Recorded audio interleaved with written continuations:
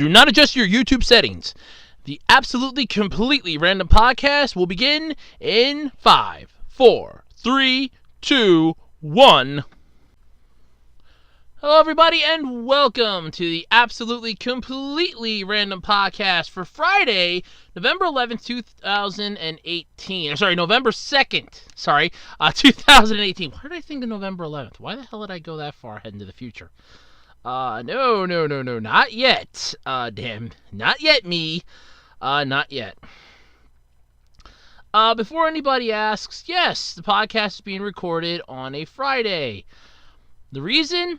Oh, Andrew must have to work tomorrow. Well, you got it. But there's actually a surprise twist to this story. Either way, the podcast would have been recorded today, and I'm going to explain that when I go into how my week went. But for those of you that have been following me on Twitter and on the Web Designer 18 channel, you already know why. But for those of you that do, just try to be surprised. For those of you that don't, you'll find out soon enough. But anyway, what topics do I have this week to talk about? Well, believe it or not, over in Japan, the Primetime anime shows have dwindled to only 2. My God, it's sad. Holy hell. I mean, seriously? That's horrible. The director of It, Andy Muschietti, I believe that's how you pronounce his last name, is going to be helming the live-action adaptation of Attack on Titan. Oh, goody. I'm sorry, that was insensitive of me. I meant, oh, goody. Sony has revealed the complete list of PlayStation Classic games, and this has pissed off some fans, because there's many titles that should be on here that are not on here.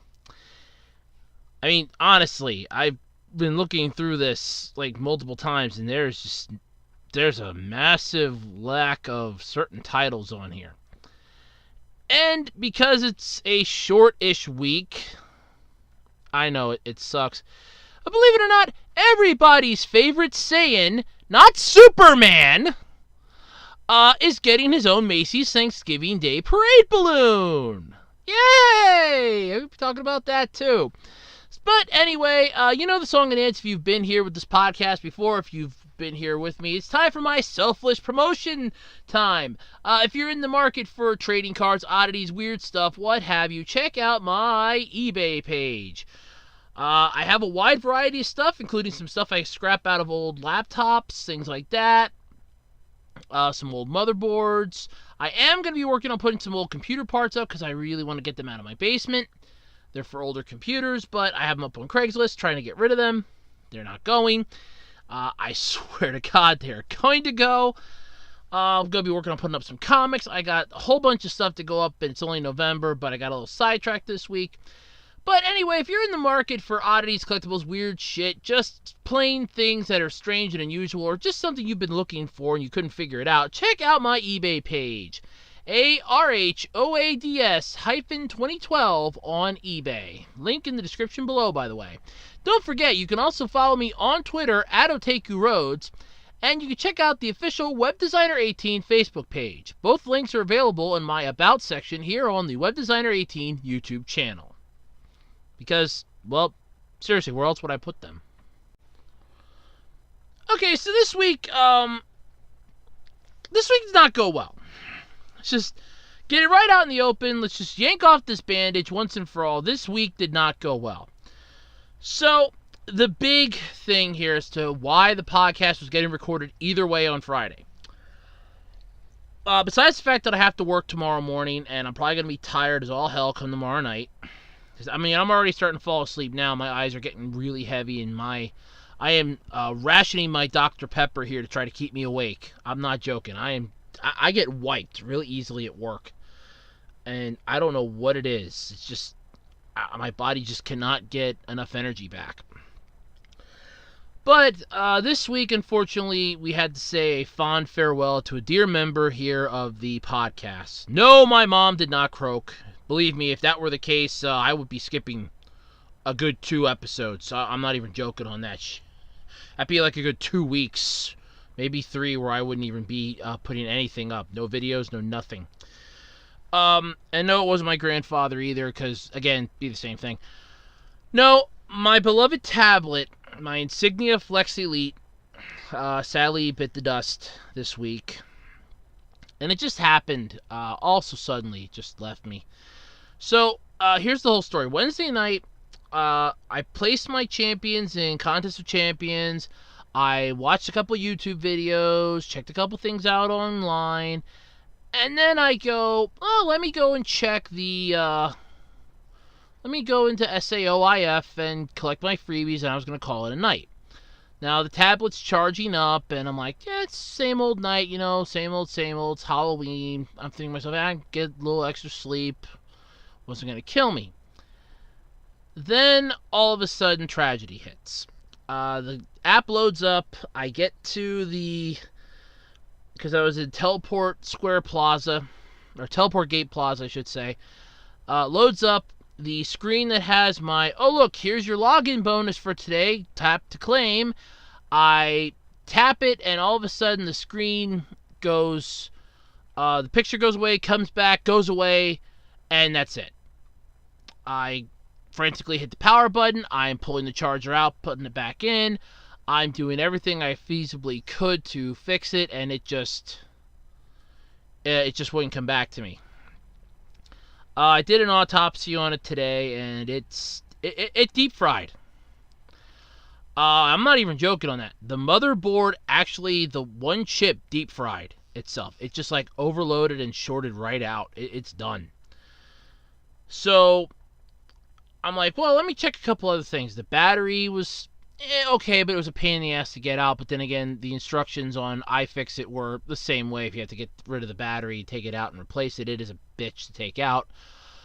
But I'm looking at the screen cable, because I'm thinking to myself, worst case scenario, because I did order a replacement. I'm not going to lie about that. I didn't have the extra money available to me to go running off to like Best Buy or Target or Walmart and buy one right off the shelf. So I kind of ordered a refurbished one on eBay, and it should be here tomorrow. So hopefully, fingers crossed, that it charges, because that was the main issue I was having with my tablets for the last few I got. Because this was like the fourth tablet I owned. First one I got from a friend of mine whose mom wasn't using it. She goes, look, do whatever you want with it. Keep it, sell it. It didn't really matter. It was sitting in a drawer collecting dust. It wasn't used, and it's like they were cleaning the drawer out. They found it. It's like, yeah, I'll give it to Andy, see what he can do with it. And I got it. I couldn't think of anything to do with it, so I sold it. Then I figured out something on the way, literally on the way home from shipping it out and dropping it off at the post office. I literally figured out something I could do with it. I was like, son of a... So then I searched frantically on eBay for another one. I found one that I got this would have been October 2016, and it refused to charge at all. The only way I could charge it up is I had to have it connected to a computer, a literal computer, mind you, and it had to be turned off completely, so that really did me no good. So that one, needless to say, had to go back, and I had a major issue with that, which prompted the one asshole of Seller of the Week. Then there was the second one that I got, or no, the third one that I got, I should say, on eBay. No, second one on eBay, but third one in general. It came, same issue, wouldn't charge, but this one also got damaged in shipping. And then again, the seller didn't put it in a box. They put it in an envelope and thought that it being bubble wrapped in an envelope was going to protect it. No, the screen wasn't like super cracked or anything. It was just like a tiny one down in the corner. Never even managed to touch the screen, but it was still just annoying as all hell. So that kind of pissed me off. So, talked to them about that, got a refund. They said, keep the damn thing because it did them no good if it wouldn't work. So I sold it off for parts. Should have kept the case for it, though. Didn't think of that. Then I had the fourth one that I owned in general, third one off of eBay. This one worked. I sprung for the manufacturer refurbished, and it gave me issues. I'm not going to lie. I had issues with it from the start. It glitched every now and then. It stuttered every now and then playing like a video or in some of my games. I'm not going to lie. It did stutter a bit. It did glitch a bit. I'm not going to lie. It did give me some issues. But I love the damn thing. I'm never going to deny that. I love the damn thing. So after taking it apart and trying to figure out if it could be fixed, because I thought, worst case scenario, if this one doesn't work, okay, I'm going to be out a couple more days. I'll buy another motherboard and I'll swap the motherboards around. That wouldn't have done any damn good, because apparently not only did the I'm really gonna love this. Not only did the chip on the motherboard deep fry itself, but the screen connector ribbon cable also managed to get fried. So there was no fixing this. It was done. It was dead. I'm pissed. So I've been out of tablet for a good day now. I lost one day in each one of my apps that I do every day, so I'm really upset about that. I am trying to remember, though, because I had an issue where I had to reset that tablet way back, it would have been last year, if I was playing the one game, because I know Contest of Champions, I should be able to just get right back into that, because it should say that there's already an account registered with, this username, because that goes through Google Play. And I have the transfer ID for SAOIF because I had to do that recently too. But for Puzzles and Dragons, I'm trying to remember if I had that for, because I want to go back into playing that. I really don't want to lose all my, progresses. I really made a hell of a lot of progress in that game this time. I mean, I have a good year's worth of time invested in that. So that'll really upset me if I lost that. But I lost 1 day of bonuses each, so I lost any cumulative rewards. I'm really pissed. I'm going to lose 2 days on Puzzles and Dragons, because till this thing gets here, it'll be like the afternoon. So it'll be at least 2 days on 2 of them. Hoping I can get it up and running and fixed up by tomorrow night. God willing, it charges too. I mean, I'm counting my chickens before they even hatch here. But hopefully I should be back up and running. So if anybody from the Wasabi Warrior Alliance, besides Cap, is listening, I did not abandon you. My tablet died on me. I'm so sorry. I hope we won the Alliance War that I was able to place my champions in. I'm hoping to be back in the next... Hopefully by tomorrow night. I'm praying tomorrow night. And I'm not even a holy man or a religious man. I'm praying tomorrow night. So, I miss you all. Believe me, all my monsters and Puzzles and Dragons. All the great things that I do in SAOIF and all my Alliance members and Marvel Contest of Champions. I miss you all right now. Believe me, I am honestly tearing my hair out because I am so damn bored during the day, it isn't funny. Because I have a set rhythm where, I'll go on my tablet from like 10, 30, 11 o'clock to 2. I'm on my tablet either searching for stuff, checking on listings, setting up listings for eBay stuff, watching some how-to YouTube videos, playing my apps, collecting my stuff, interacting with people. I am so freaking out bored. It isn't funny. Because I want more than anything right now to play my damn apps. I want to go back and play my games. I miss all of them. I miss all of you so much right now. It is not funny. I miss interacting with all of you.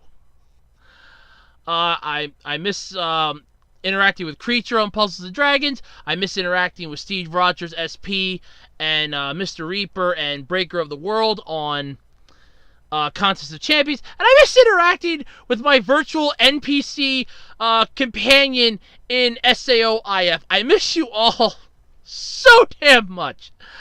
So hopefully I'll be back with you all soon, because I am praying to God this gets fixed tomorrow when the replacement comes. I will be pissed if it doesn't. I am honestly hoping that nothing bad happens anymore, because I don't think I can take it anymore. So that was how my week went. I did find out, though, an update on Night Shift. Not next week, but the week after I will be starting Night Shift, which means that it's going to be, I'm going to be tired depending on what nights it happens. At least 3 nights a week till Thanksgiving. Then afterwards, it should be about 4 nights, I was told. Now, that could change. God hoping it does. We don't have to do Night Shift because I really hate it. But that's what I was told anyway. So, yeah, that's what we got. But anyway, that's what's happened. Yes, I know this is going on for a while, but honestly, I don't have that many topics this week, so you can afford me a small luxury of airing my grievance. But before we move on, I would like, if we could, for one moment, have a moment of silence for my tablet, who sadly passed into the next world, if we may.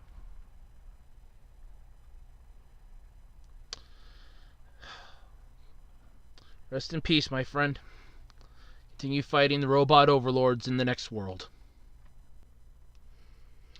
Alright, so let's get into this thing. So, Primetime, it's something that I enjoy. Anime, another thing I enjoy.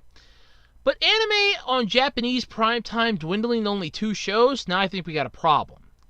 And they're basically airing this. So Primetime is the golden time between 7 p.m. and 10 p.m. It's the same over here in the U.S., although depending on what channel you talk to, it could be 8 to 11, or, some of them do start at 7 p.m. They go to like 11, so it could be 7 to 11 or 8 to 11. Either way, you know what Primetime is. Well, over in Japan, we've dwindled completely.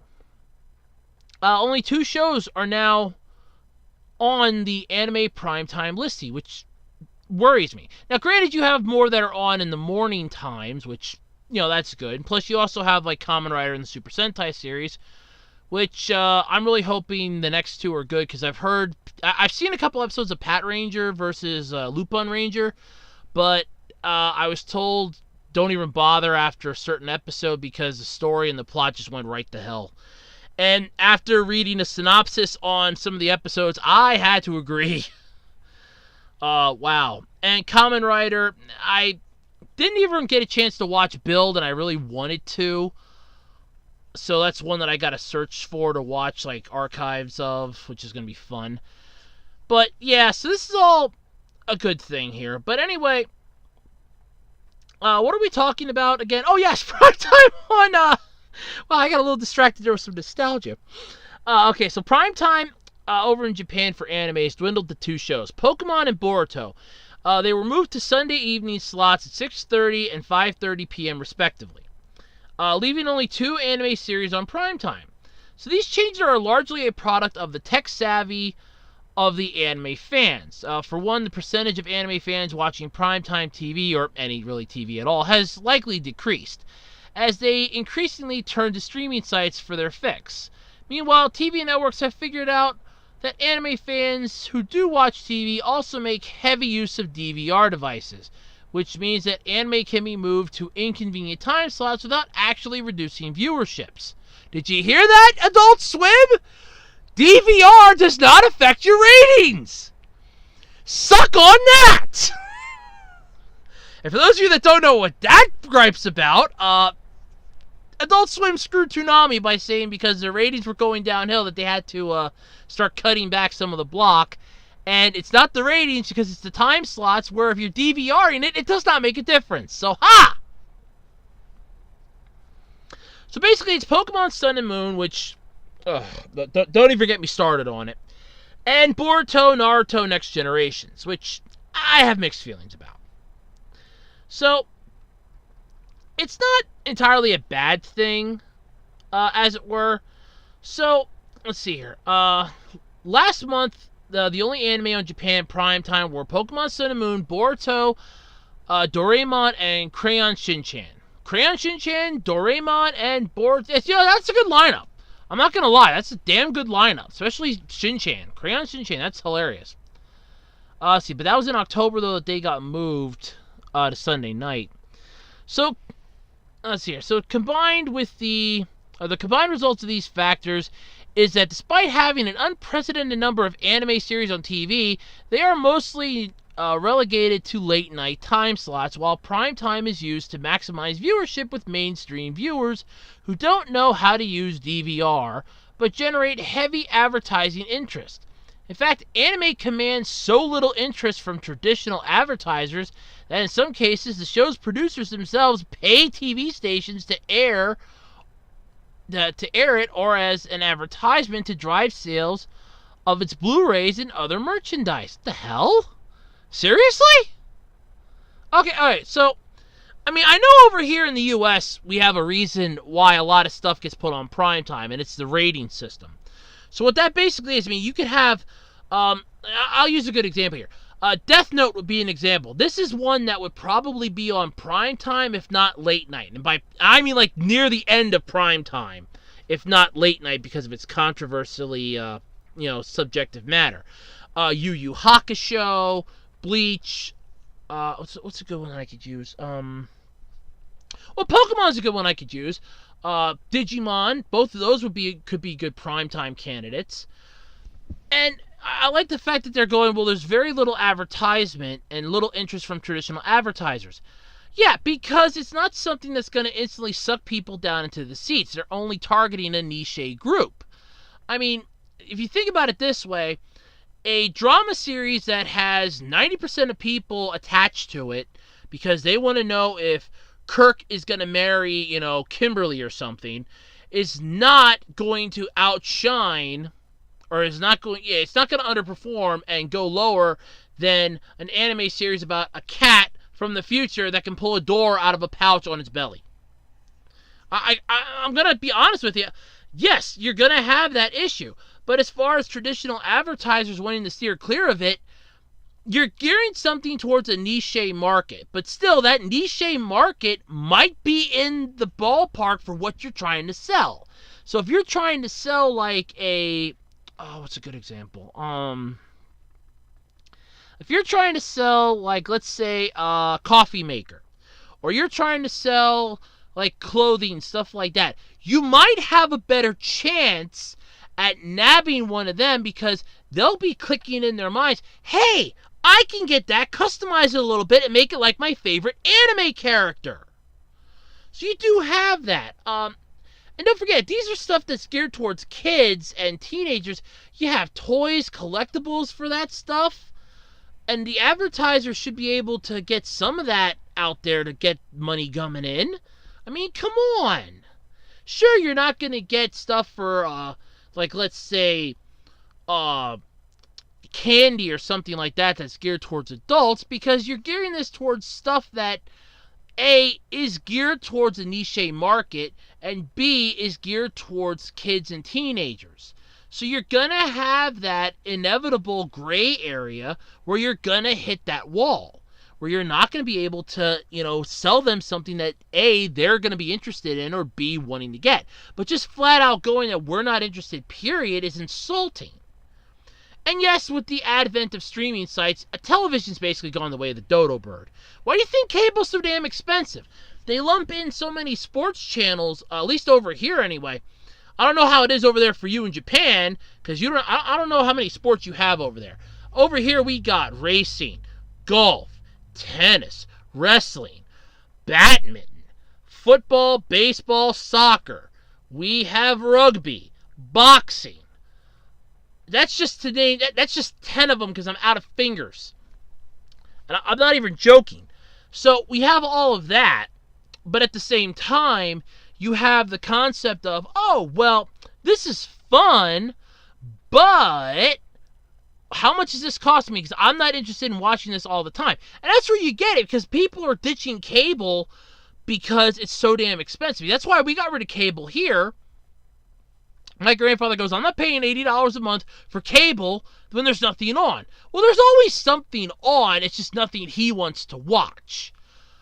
But with a lot of these streaming sites, and I'm going to, perfect example, because I do the Roku box. I got the little Roku thing. Perfect example of stuff you can watch on that. I mean, I pulled up old episodes of Car 54. I can pull up YouTube videos and show my grandfather YouTube videos. Full shows from Shout Factory, Crunchyroll. No, I can't get Crunchyroll on there if I want to. It's not free, though, but I could get it on there. Crackle, Tubi, Pluto.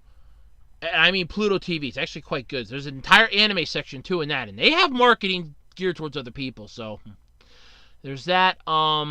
There's a News On app where you can get news from all over the country. I could get news from Hawaii sitting on my chair here in Pennsylvania. So that's interesting. But, yeah, for us, that's what it is. And streaming sites were always going to be better because you can binge watch an entire season in one sitting. So you don't have to wait until the next day for, oh, I really want to know what's going to happen, but I don't want to read the plot synopsis and I don't want to have spoilers. oh, look, I can just watch the next episode by clicking the next episode. Wow, it's so much easier. Yes, that is going to make things more interesting. It's going to kill off the whole television concept. I mean, that's how a friend of mine bitched about Toonami when it was getting sliced some of its time off. He's like, well, it's good. It's got to go because nobody really wants it. You can pull up all the stuff online anyway. It's not really worth it. Yes, I'm not going to deny you can watch all of the stuff that they have online, but the thing is, it gives you a unique prospect because not only is Toonami an anime block, they also have like a gaming review section that they do, some neat little corps in between each thing. You get that old school feel of nostalgia, which a lot of people enjoy nowadays. So honestly, I don't see, okay, yes, there's a problem, but here's the thing. You're also getting a simulcast sort of deal because sometimes you can pull up certain things online that are airing the same time, on TV. So there is that. So it's not exactly a love loss. They're trying to gear it towards both sets, but the problem is they don't know how to do it yet. At least that's the way I'm seeing it here. Because you're trying to gear it towards the people who have their smartphones, their tablets, their computers, and that attached to them 24/7. And at the same time, you're also trying to market to the people sitting in front of a television because that's what they're used to. You're always going to have that split group, but trying to find a way to bridge them together is what you need to do. So yes, I can see issues. Yes, there's a magnitude of problems, but it's nothing that couldn't be worked out. But it's still sad, though, that you only have 2 shows now on Primetime for anime. It seems like it's going the way of Saturday morning cartoons here in the U.S., because Saturday morning cartoons were huge over here in like the 80s and 90s and the early 2000s. They were huge, especially in the 80s. They were huge. Maybe even the 70s, but I know definitely the 80s. You had channels, unless it was geared specifically towards cartoons, like Cartoon Network when it came out in the 90s, you had channels that aired cartoons on a Saturday morning, like Fox, CBS, the WB. They aired cartoons on a Saturday morning. Then when I grew up, on ABC, I almost forgot about ABC. I forgot they've been around for hell ever. So you had those that they were airing cartoons now on a Saturday morning. Then it slowly went on and on and on, changed formats to, oh, look, we're going to introduce some anime, some stuff from Japan, because Fox did that with the Fox box. We had Ultraman Tiga, Fighting Foodons, Ultimate Muscle, Sonic X. We had shows like that got added to the roster on top of Power Rangers, and other stuff that already existed. CBS was already kind of limping to the barn anymore with theirs because they were gearing more towards the educational side, which, while fine and dandy, I'm not going to argue with that. It does have its place, but not on a goddamn Saturday morning. If you want to have Saturday school, go get yourself in trouble and get Saturday detention. If you want to have school on a Saturday. Saturdays are supposed to be a day when you can actually sit down, relax, and enjoy yourself. Because Saturdays are the one day a week where time just goes so damn slow. It is perfect for enjoying things. So that went on for years, though, where they were like changing up stuff because Kids WB became, I think it was 4Kids. Well, I know they got a lot of 4Kids stuff, but I don't know, did they actually change their name to that? I'm not sure anymore. But they became Kids WB. They had an afternoon block where they showed stuff. They had a Saturday block where they showed stuff from like 8 in the morning. Well, actually 7, because they started off with like some educational crap at 7. And then from like 8 in the morning to noon, you got the good shit. And I mean, we got the good shit. They were the supplier and we were the, buyers at that point. They had the good shit. We just wanted to watch it each week. But the fact that it's now over because Saturday morning cartoons just ended. The last and final one that ever aired was on Vortex. And that was on the CW. They were the last and final ones to do it. Fox dropped out of it fast. Kids WB kept it going for I think another couple months, and then they dropped out. CBS and ABC Well, yeah, CBS and ABC kept it going for a little bit longer, but then they just gave the hell up too. I know ABC kind of started distancing themselves from it when Power Rangers was done, and when Disney lost the rights to that, and that would have been in 2000. Thinking here in my head, because that was a weird Christmas, I remember. When the hell did that one end? When did RPM end? I want to say like 2000 and... I want to say like 2007, 2008, maybe, when RPM ended. Basically, when RPM ended, they did the relaunch of, or the rebrand for the Mighty Morphin, and then they just kind of like dropped off the face of the earth because Disney lost the rights to it anymore. So you figure they were just like, you know what, we don't really have anything good to put on. We're just basically mooching off of Disney at this point, which Disney's the parent company of 6 ABC anyway. There, if I worked for them, I would have just earned my dollar.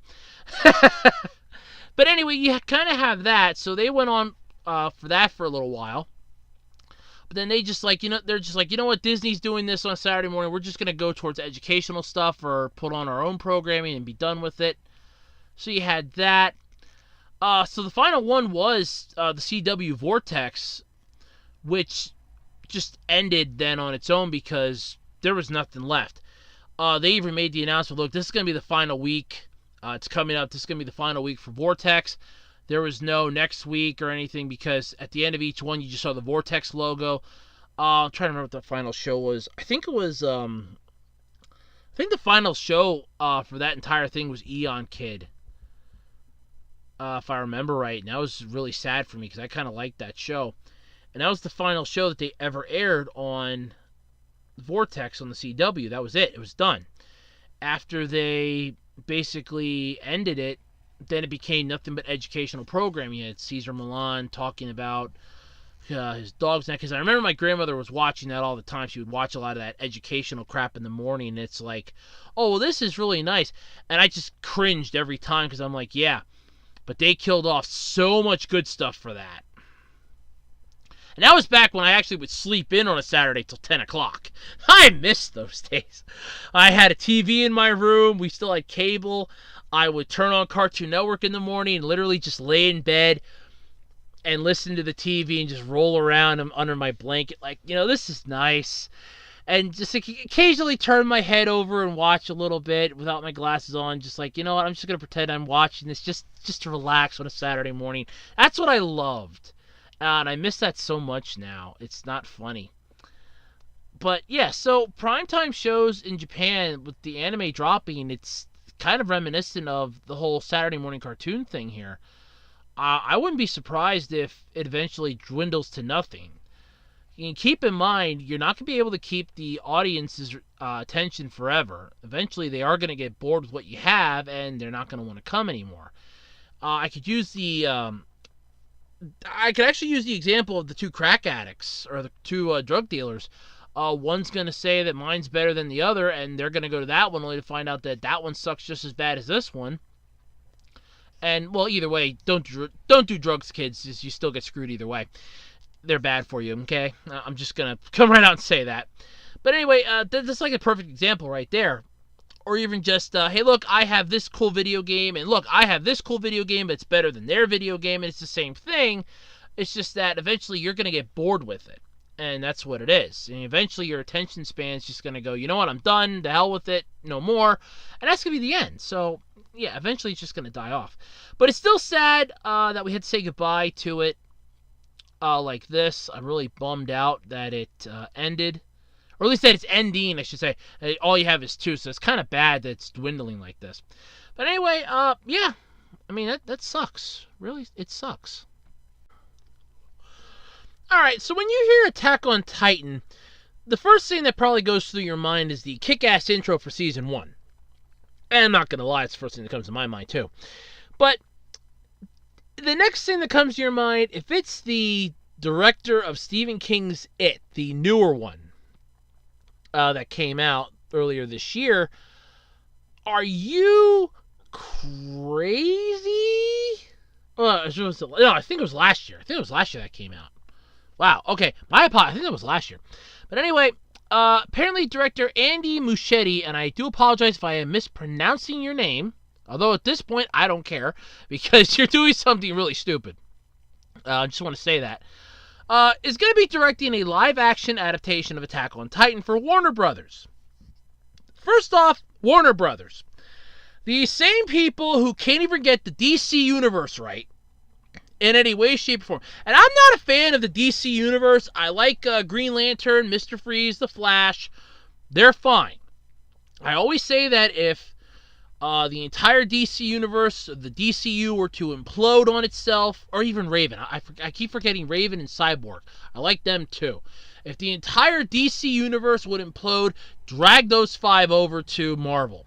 Just sell them over to Marvel. Even throw Static Shock if you ever get the rights to it, or find out who, or the person that does, I should say, I just talked about that and I keep forgetting who owns the rights to it. But whoever owns the rights, Marvel will do a much better job than DC, I guarantee it. They will at least give him justice. I'm not lying on that.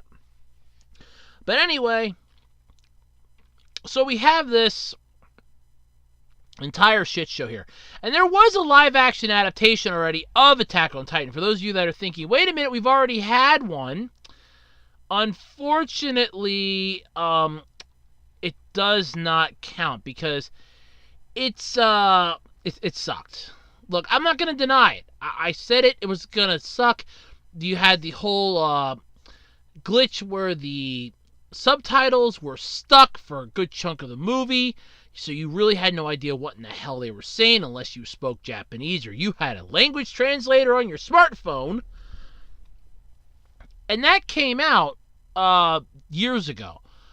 So there was that. So Warner Brothers has reportedly finalized a deal on Monday with the Japanese publishing company Kodansha, or Kodansha, or yeah, however you pronounce it.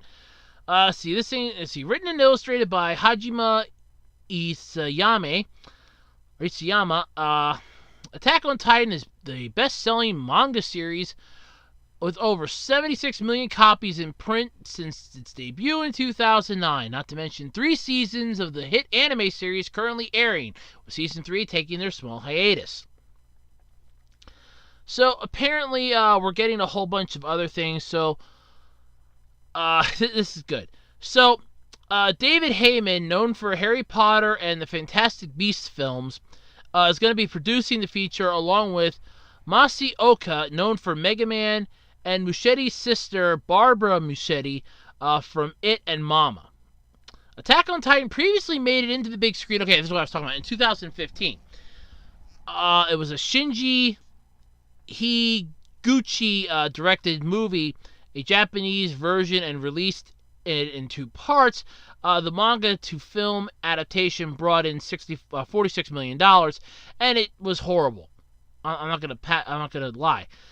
This past March, John Boyega voiced, and I do apologize for mispronouncing that name, or Boyega, voiced that he wanted to produce an Attack on Titan live-action film, and what his vision would be for one. It's unknown if Boyega will have any part in this adaptation. I just hope that this thing entirely dies off. I'm not joking on that.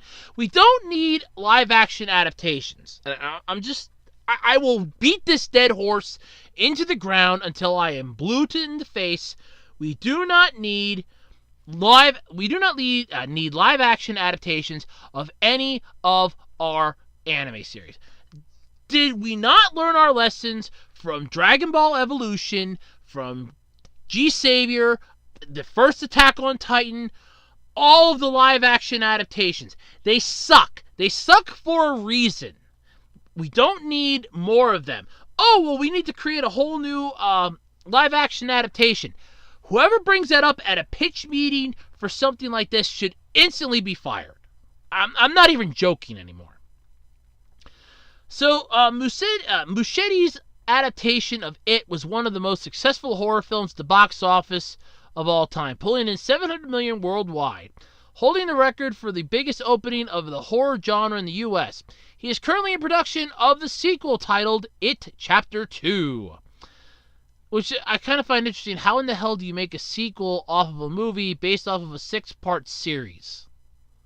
So figure out that one, folks. Then again, while you're at it, try figuring out how you can make a Death Note movie and then make a sequel to said Death Note movie when you kill off the main character at the end of the first Death Note movie, by the way, which was live action, both of them. And then you make a spin-off to the entire first and second movie. You make a spin-off for the one character who's going to die anyway, and who cares? It's idiotic at that point. So while we wait for more news of Attack on Titan adaptation, you can read the review on Attack on Titan Season 2. I think this is from Otaku. Is this from Otaku or is this Engadget? Let's see here. Oh, this is ING. Okay. So you can check out ING. They did a review on Attack on Titan Attack on Titan 2. Honestly, I watched the first one. I watched the first season. I'm not going to deny it's a good series. The animation, the backgrounds, the quality, it's good. The plot was a little... Alright, there were a couple holes you could drive a goddamn Mack truck through. But they did start plugging them up in Season 2 from clips that I saw. I just lost interest in watching it because it's just not something that I enjoy. I am not a blood and gore type of fan. I can watch it to a point, but even if that point will get reached rather quickly.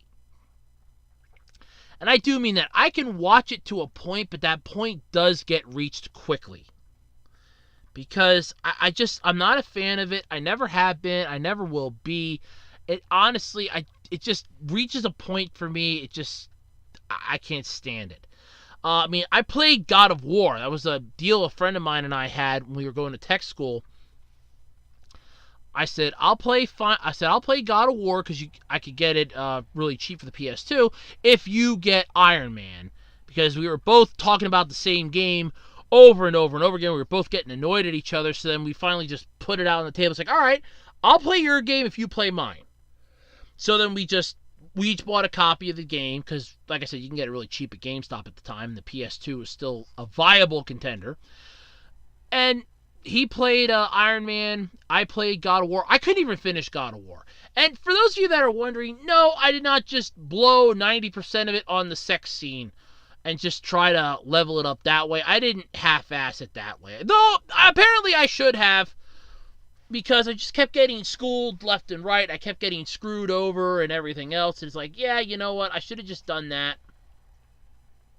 But anyway, screw it. And for those of you that are out there wondering, yes, the game is rated M. At the time, I was over 18, so bite me. It was an alright game, but you couldn't turn the blood off. If I could turn the blood off, I probably would have enjoyed it a little more. But there's just so much blood. I mean, every time I go and make a wrong move, or I get attacked, or at the one point, I literally, Kratos' legs got chopped off. That's how I died. And I'm just like, okay, that's it. I'm done. Because I just couldn't take it anymore. I could play Mortal Kombat, but that was just too much for me. And that was fine. I know my friend played it. Played the Iron Man game. I don't remember if he ever said he beat it or not. I came right out and told him, okay, look, I can't beat this. And I told him why. He goes, well, I said, no. I said, it's the blood that's what's getting me. So, there is that. But, yeah, with stuff like this, we really don't need more adaptations of stuff that we don't really need. But, yeah, it wasn't bad. But, like I said, Season 2, I just, by that point, I checked out because I just couldn't handle the blood and gore. It was too much for me. It honestly was. But anyway, if you liked it, more power to you. I watched the first season. That's all the further I'm willing to go. I will acknowledge that there are 2 more seasons. I'm just not willing to watch them. I can watch. I'd rather watch My Hero Academia, Gridman, SAO, Alicization. I'm probably sure I just finally got that one right. One Piece. I'd watch every single episode of GT before I ever watch Attack on Titan again. And I hate GT with a passion. So there you go. But anyway, yeah, so honestly, we don't need another live-action adaptation, but we're going to get one. I'm personally hoping it dies off in the process, but you never know what's going to happen. Here's hoping that it doesn't make it to final production. Here's hoping it gets stopped on the cutting room floor. Honestly, the funding drops out of it. Something. Anything. Okay, so back when Nintendo pulled out their NES Classic Edition game, Sony and the rest of the gaming community started shitting bricks. Because Nintendo was raking it in. I mean, you had the NES Classic that basically had lines going out the door, scalpers selling them on eBay for huge amounts of money, shortages where Nintendo purposely made them short so that they wouldn't have to, they didn't think it was going to be as popular as it was, and so much other stuff. In fact, I think they're still bringing it back again this year. It's going to be available again. So you have that. But then you also had, now they're coming out with the SNES, which is still making Sony sort of shit bricks. At this point, I think we should just build an entire patio out of what Sony's leaving in the bathroom here. Let's just do that. But anyway, Sony's finally revealed the complete list of PlayStation Classic games. This is going to be basically the PS1. It's the Classic. Call me, though, when the PS2 Classic comes out, because then I still think that Nintendo should just skip the N64 Classic, go right for the GameCube Classic, and really make Sony shit some bricks. Let's take that to the next step here. Let's get some hardcore masonry going on. I can level up my masonry pit. Just have Sony just standing there and just show them a picture. That'll work for constipated Sony employees. It's like, had too much cheese for the last couple weeks. I took like 3 laxatives this morning. Here, I got something that'll help. Take a look at this. I'll be right back. All of a sudden, it's like, do we know any masons around here that could use some bricks? It's a good joke. I'm sorry. I enjoyed the joke. I took it a little too far, but I enjoyed the joke. I really did. But anyway, Sony's finally revealed their entire full game list for this thing, and there are some fans that are not so happy about it. Now, you do have some good stuff. It'll please fans looking for a nostalgia trip. So there is that. You get previously announced games like Final Fantasy VII and Ridge Racer Type 4. You'll find definitive titles like Metal Gear Solid, Resident Evil Director's Cut, and Twisted Metal. Simultaneously, though, there were a few curious choices and conspicuous omissions. So you're going to find games like the original Grand Theft Auto and Rainbow Six, which are both fine titles. You may be in for a shock if you're expecting GTA 5 or Siege, because they're not on here. It's also unusual to see Oddworld, Abe's Odyssey, as well as known game but not a blockbuster, and of course there's bound to be a classic game or 3 that you wish was on the list. Where's Gran Turismo or Wipeout? Sony has considered this licensing issues, what they're claiming, and choosing the list, but still, you have some questions on this. Now, of course, I can see somebody instantly hacking this when this comes out on December 3rd. There are going to be those hardcore gamers and those customizers that are going to buy this thing just to hack the hell out of it like they did with the NES Classic and what they're going to do with the SNES Classic, where they will hack it and add more games to it. So this isn't a set list here by any means. So here is the entire list of games, and I am not making this up. So you have Battle Arena Toshiden, Cool Borders 2, Destruction Derby, Final Fantasy VII, Grand Theft Auto, Intelligent Cube, Jumping Flash, Metal Gear Solid, Mr. Driller, Oddworld, Abe's Odyssey, Rayman, Resident Evil Director's Cut, Revelations Persona, Ridge Racer Type 4, Super Puzzle Fighter 2 Turbo, Siphon Filter, Tekken 3, Tom Clancy's Rainbow Six, Twisted Metal, and Wild Arms. So, with all of this brought to your attention, that is, how many games? 20? 1, 2, 3, 4, 5, 1, 2, 3, 4, 5, 6, 7, 8, 9, 10, 11, 12, 13, 14, 15, 16, 17, 18, 19. It's 20 games. There are some very suspicious omissions out of this. For starters, this is a Sony product, the PlayStation 1. There are at least 6 that I'm thinking should be on here that are surprisingly missing. Shenmue? Didn't Shenmue come out on the PlayStation 1? But, that's one. Let's see here. I'm pretty sure it came out on the PlayStation 1 anyway. What other classic ones? I mean, there's like a whole bunch. Wasn't there a Sonic game for the PlayStation? Where's that? That's not on here. No, then again, that might have still been the Sega games. I think Sega still had their Genesis or the 32X or whatever the hell they were limping to the barn with out. So it's probably still in that. Oh, this is the PlayStation 1, though. There's got to be a couple other games. Well, there is one that I know is missing, because I played the demo for it a long time ago, back when Circuit City was still a thing, and I think my uncle or my grandfather was looking for a screen or something.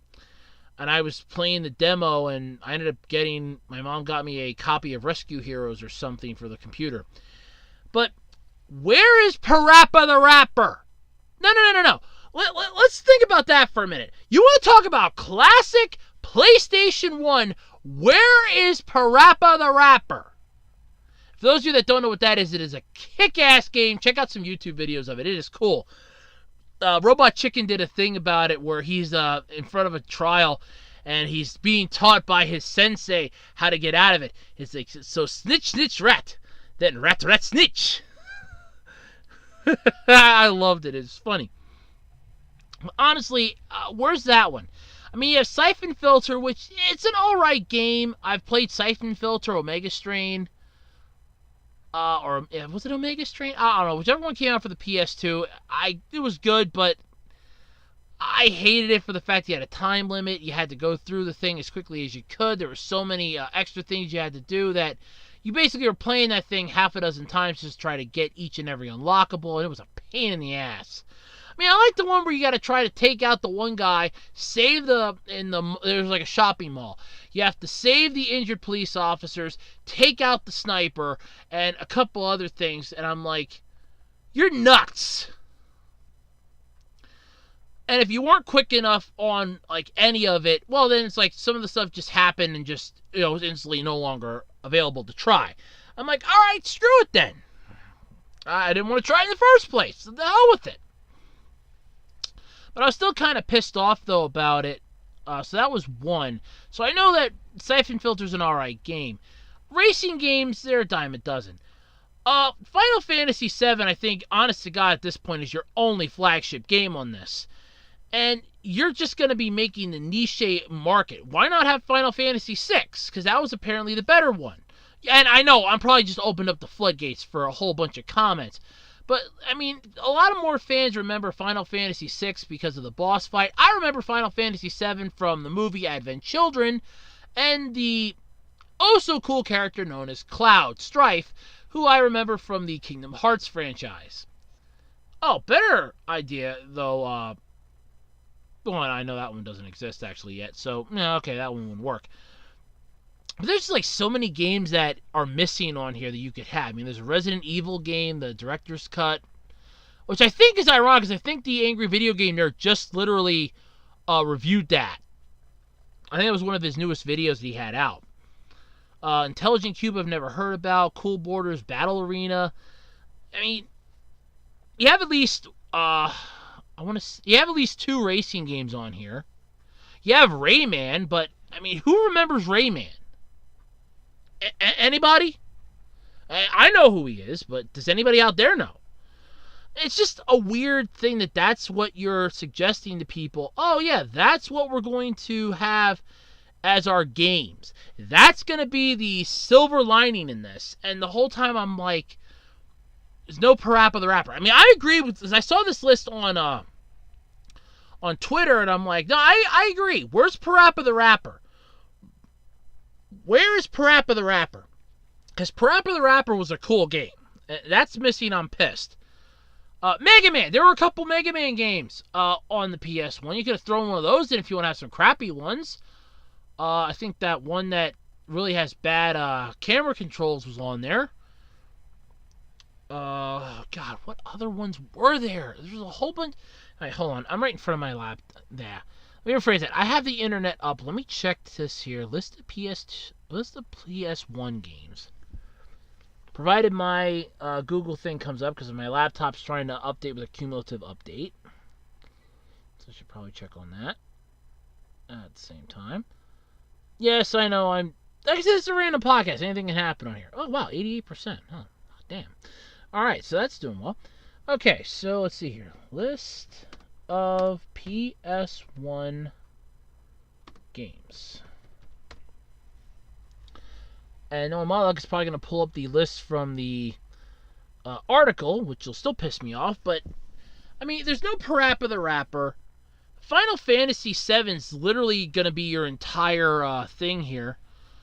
Okay, hey, here you go. Here you go. How come you don't have Pepsi Man? You cannot tell me that Pepsi would not want to help back this. No Tekken?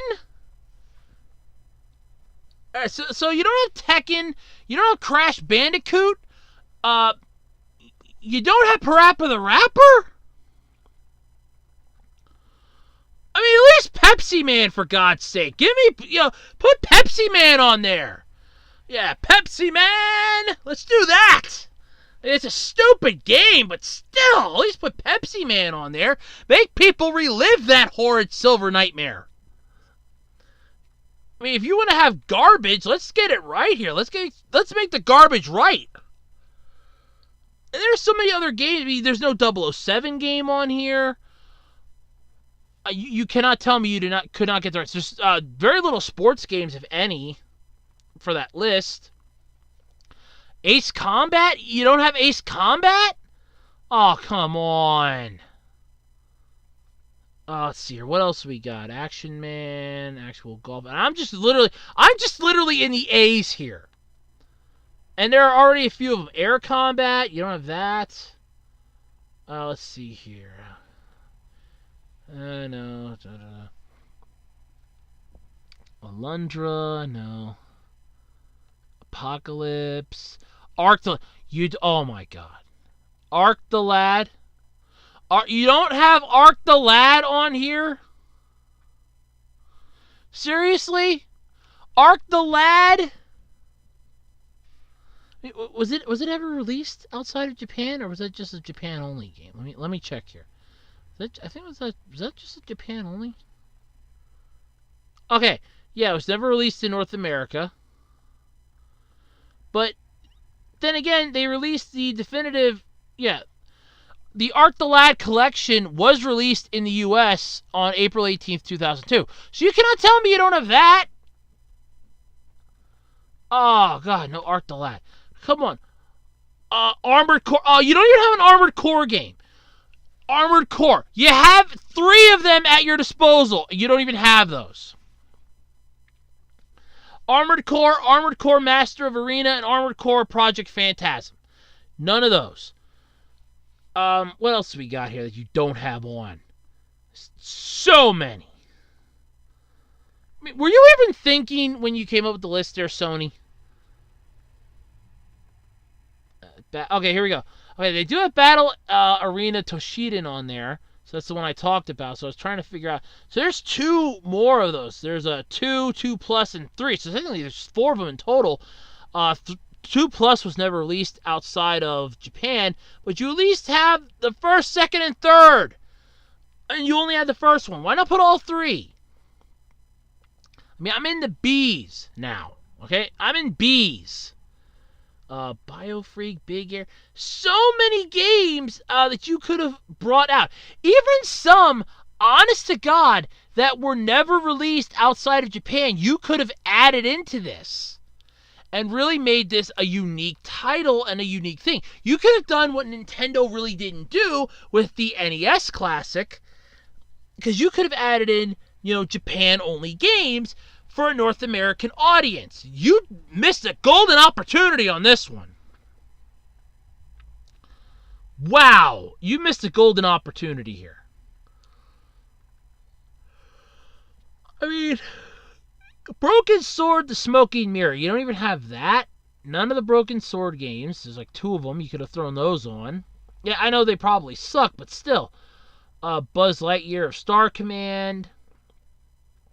Like I said, if we're really going to go for stupid games here, let's go for it. Let's just do this right here. I mean, seriously, let's just go complete here. It's like no chess games. I mean, seriously. So many games you have at your disposal, and you don't even want to pull out a good chunk of them. And I just got all the way down to the C's. Okay? No Chrono Cross. You could have put out Chrono Trigger. Who the hell got... I think the... Well, Chrono Trigger, according to this, is down for Japan only. But still, you don't have Chrono Cross. You don't have any of the good games. What are you even pitching to the people at this point? You're pitching, my guess is going to be like a $200 paperweight. Oh, I'm going to play Final Fantasy VII, and then when your 5 hours of boredom finally kick in after you realize it's a RPG from, the 90s, it's like, oh, okay, well, this is okay, I guess. And then you play the hell out of it, beat it, and it's like, yeah, okay, I'm done. Now what do I do? Because the rest of the games suck. Well, it's like, well, you're out $200 to play Final Fantasy VII, whereas you could have probably just bought it cheaper some other way, and probably off of the PlayStation Network, probably, and you could have just, paid like maybe $20-$30 and had more fun. Nope, you paid $200, got that little box, plugged it into your TV, and you're screwed. Congratulations, Sony, you've pulled a Nintendo. Wow, this is going to be a fun holiday season, folks. I mean, honestly and wholeheartedly, this is going to be a fun holiday season, because Nintendo's coming out with the SNES, or they've come out with it. I don't even know at this point anymore. I don't remember. You have Sony coming out with the PlayStation Classic. Why doesn't Microsoft just come out with the Xbox Classic and get it over with? Let's have all 3 of the consoles back for Console Wars version 2. This time, it's personal. Then again, Nintendo should just skip the N64 one if they want to do that. Go right to the GameCube. Sony should have just came out with the PS2 Classic. Then you'd have a whole mess of games you could include. Because if Shining Force EXA would have been on that, I would have been all over that. Because I loved that game. That was a fun game. For the GameCube, Tales of Symphonia, Zoid's Legacy. What was the one that I played? Gotcha Force. Super Mario Sunshine, so many games for Nintendo's GameCube Classic if they would ever come out with that. PS2 Classic for Sony would have so many. The Xbox, it's all the same game, depending on which ones you pick, unless you're going with exclusive ones only for that system. So either way, I mean, you still have a chance to make some decent games, but Sony missed a major thing here that they could have done. They could have honestly brought some Western games, or some Eastern games to the West that were never released in the West, and they missed a golden opportunity for that. That's going to come back to haunt them, I think, in this. But anyway, yeah. So what do you think? It's 20 games. Final Fantasy VII is about your best bet on there. So wow, that's sad. Well, it's not the holidays unless you hear that barking dog song. Your neighbor starts putting up a Christmas tree at the end of September, and unless you watch the Macy's Thanksgiving Day Parade. And honestly, I never was a fan of it. Not gonna lie, I watched it a couple times just to make my mom happy, but that was the most boringest thing I've ever seen in my life. I mean, I'm not that big a fan of parades to begin with. I don't mind them, I never saw the point to them.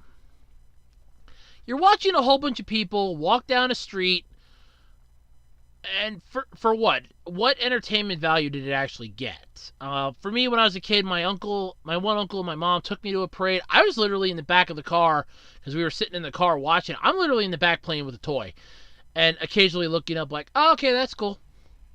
Yeah, that's neat. They were mostly just enjoying it themselves, and I was just along for the ride. It's like, oh, yeah, that's cool. That's neat. I mean, yes, I know. It's sad, but here's the thing. I mean, I honestly, it just didn't thrill me. I'm sorry, it just never thrilled me. So, what does this year have that other years didn't? Well, besides the fact it's probably going to be freezing cold, or we're going to have an Arctic winter by the time Thanksgiving shows up, in which case it'll be interesting to see them do this in negative 20 degrees. I'll pay to see that. We're going to have a Goku balloon. That's right. And why are we getting this again, you ask? Well, I'll explain that in a minute. But this is going to be not regular Goku. No. This is going to be Super Saiyan Blue Goku. It's going to be looming at a whopping 70 feet long, 36 feet wide, and 56 feet tall. Holy hell! So Funimation joined in on the announcement of Goku, who will participate as the parade's first manga-based character to promote the upcoming Dragon Ball Super Broly anime film.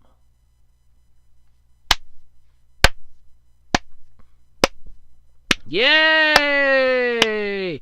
Look, you all know my thoughts on that right now with the whole minuses, the background for this thing, that Superman knockoff story that is literally pissing me off every time I read it. I'm not joking. Every time I look at it, it pisses me off more and more. It pisses me off. So if you are interested in watching this, it's going to be on Thursday, November 22nd at 9 a.m., Thanksgiving Day.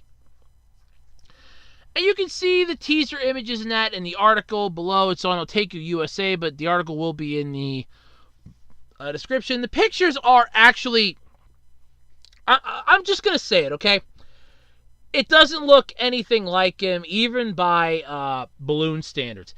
This looks like somebody just quickly scribbled it out or took an image and then grossly blew it up to wrong proportions, and they're making it that he's flying. Alright, that's cool. So you're supposed to come cheer for Goku in the 2018 Macy's Thanksgiving Day Parade. Yay, parade! I mean, look, I'm not really going to deny it, but I'm not really thrilled with this one. Like I said, I'm not a big fan of parades, but honestly, it's just that weirdness, you know? I mean, it's weird. Just weird. I just can't, I don't know. I can't feel the love that this thing is having. The only reason why they're using it is so that, oh, look, Goku's going to be on because we have this new movie coming out, so that's why we're showing you Goku, which is, alright, fine, I understand that, but it's like, why show me Goku if that's the only reason why you're showing me Goku? I mean, don't get me wrong, it's cool and all, but seriously, a little weak here. Just a bit. But anyway, I mean, it's 70 feet long. Holy hell. I mean, I know some of the balloons are gigantic, but damn. I mean, the only thing that'll really be sad about this, because this happened one year, they promised that there was going to be a balloon of the one character of, I think it was like Snoopy or something, or one of the other, or some character. They're like, yeah, but unfortunately the balloon ended up getting some major holes and leaks in it, and they were unable to get it inflated enough to suspend it in air, so they had to scrap that one, and fans were a little upset. I do remember that, because my grandmother, I think, was still around yet, and she was watching it, and they were talking about it. I'm watching something else. I was like watching a movie or something else on TV. And I'm like, yeah, okay, whatever. It didn't thrill me. But, yeah, okay, so Goku's finally coming to New York. It took him long enough. Alright, well, we'll have to make sure that we have our fridges full. He's going to be eating everybody out of house and home there. Alrighty, folks, and that's going to do it this week for the absolutely, completely random podcast. Thank you all so much for being here with me on a Friday. Yes, this thing's going to be going up on Sunday, so it really doesn't matter what day I record it exactly, but I just wanted to be nice and let you know what day it is. I usually do. But anyway, if you have any topics you'd like me to talk about, feel free to drop them either on my discussion section here on YouTube channel, on my Twitter page, @OtakeRoads, on the Web Designer 18 Facebook page, or send them to the podcast email, acrpodcast@gmail.com. And don't forget, because this is going up on a Sunday, make sure your clocks are set correctly if you live in a section that observes daylight savings time. Personally, I think we could do away with it because it's an idiotic ideal, but then again, what the hell do I know? I mean, apparently not a tremendous amount. I can't fix a tablet that deep fries itself. But anyway, make sure your clocks are set correctly. You don't want to be late for school and or work on Monday. And until next time, I'm Andrew Rhodes. This has been the absolutely, completely random podcast. I got to go to bed. I got to get up at 2:30 to go to work. And until next week, sayonara, see you later, and I'll catch you next time. Bye, everybody.